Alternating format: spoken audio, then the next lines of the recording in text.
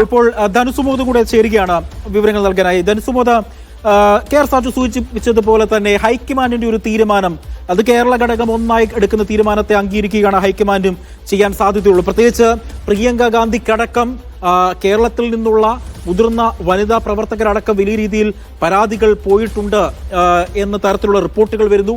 രാഹുൽ ഗാന്ധിക്ക് കത്തുകൾ അയക്കുന്നു എന്ന തരത്തിലുള്ള റിപ്പോർട്ടുകളൊക്കെ വരുമ്പോൾ ഹൈക്കമാൻഡ് ഈ വിഷയത്തിൽ കൃത്യമായ ഒരു പഠനം നടത്തിയിട്ടുണ്ട്, കൃത്യമായ ഒരു നിലപാട് ഹൈക്കമാൻഡ് എടുത്തിട്ടുണ്ട്. ഹൈക്കമാൻഡ് ഇത് സംബന്ധിച്ചുള്ള ഏതെങ്കിലും തരത്തിലുള്ള പ്രസ്താവനകൾ ഈ ഘട്ടത്തിൽ വരാൻ സാധ്യതയുണ്ട്? പ്രത്യേകിച്ച് കെ.സി. വേണുഗോപാൽ ഈ വിഷയത്തിൽ എടുക്കുന്ന ഒരു നിലപാട് എന്തായിരിക്കും?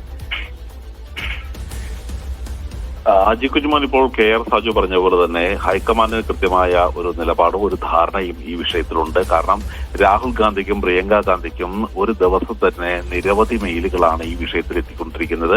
പ്രിയങ്ക ഗാന്ധിക്കാകട്ടെ നിരവധി സ്ത്രീകളാണ് കേരളത്തിൽ നിന്നും രാഹുൽ മാങ്കൂട്ടത്തിനെ MLA പദവിയിൽ നിന്നും നീക്കം ചെയ്യണം എന്നാവശ്യപ്പെട്ട് നിരവധി മെയിലുകളാണ് അയച്ചുകൊണ്ടിരിക്കുന്നത്. അപ്പോൾ സ്വാഭാവികമായും കൃത്യമായി അവർക്ക് നിലപാടുണ്ട്. പക്ഷെ ഒരു സംഘടനാ രീതി എന്ന് പറയുന്നത് തന്നെ സംഘടനയുടെ ചാർജുള്ള സംസ്ഥാനത്തിന്റെ ചാർജുള്ള സംഘടനാ ജനറൽ സെക്രട്ടറി ഒരു റിപ്പോർട്ട് കൊടുക്കുകയും ആ റിപ്പോർട്ടിന്റെ അടിസ്ഥാനത്തിൽ ഒരു തീരുമാനമെടുക്കുകയാണ് ചെയ്യുന്നത്. ഈ തരത്തിലുള്ള റിപ്പോർട്ട് ദീപാദാസ് മുൻഷിക്ക് കിട്ടണമെങ്കിൽ ഇന്ന് വൈകുന്നേരത്തോടെ നേരത്തെ സാജു പറഞ്ഞ പോലെ തന്നെ ഈ KPCC അധ്യക്ഷൻ എല്ലാ നേതാക്കന്മാരോടും പ്രധാനപ്പെട്ട എല്ലാ നേതാക്കന്മാരോടും സംസാരിച്ച് ഒരു സമവായത്തിലെത്തിയ ശേഷം ഒരു അന്തിമ റിപ്പോർട്ട്, ഒരു താൽക്കാലിക റിപ്പോർട്ടായിരിക്കും അതൊരു മെയിൽ വഴി കൈമാറുകയും ആ റിപ്പോർട്ടിന്റെ അടിസ്ഥാനത്തിൽ ദീപാദാസ് മുൻഷി ഒരു ശുപാർശയോടുകൂടി ഇക്കാര്യം സമർപ്പിക്കുകയും ചെയ്തു, ഹൈക്കമാൻഡിൽ സമർപ്പിക്കുകയും ചെയ്തു. ഇത് പരിശോധിച്ചതിന് ശേഷം പിന്നീട് ഒരു മണിക്കൂർ പോലും താമസമുണ്ടാവില്ല കൃത്യമായി രാജിയുമായി ബന്ധപ്പെട്ട തീരുമാനം അന്തിമമായി തന്നെ എടുക്കേണ്ടതുണ്ട്. അത് സമർപ്പിക്കും എന്ന് തന്നെയാണ് പറഞ്ഞിരിക്കുന്നത്. പക്ഷേ